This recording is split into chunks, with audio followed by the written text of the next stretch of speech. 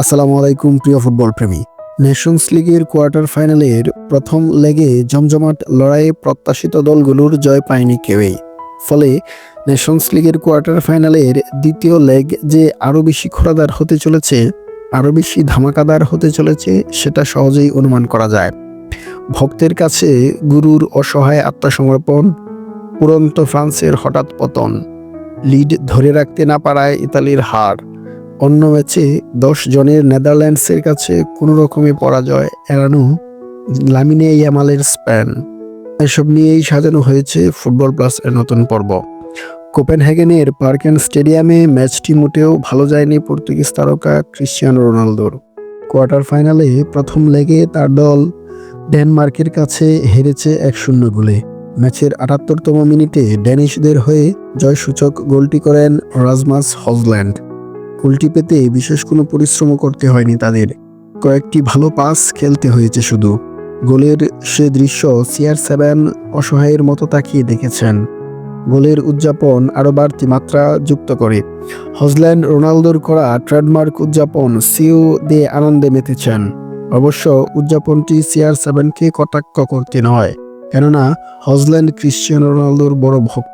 বর্তমান সময়ে অন্যতম সেরা ছন্দে থাকা ফ্রান্সকে পরাজিত করে মধুর সুধ নিয়েছে ক্রোয়েশিয়া।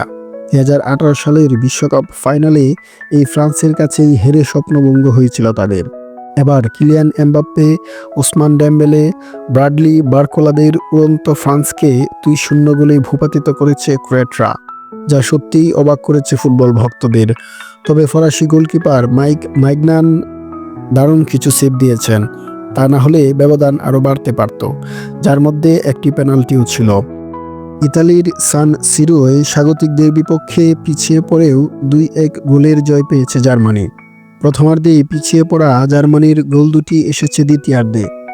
ইতালির হয়ে একমাত্র গোলটি করেন সান্দ্রো টোনালি।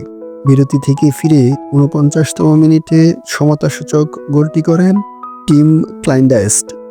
জাতীয় দলের হয়ে প্রায় 4 বছর পর গোল করলেন গোরেৎসকা।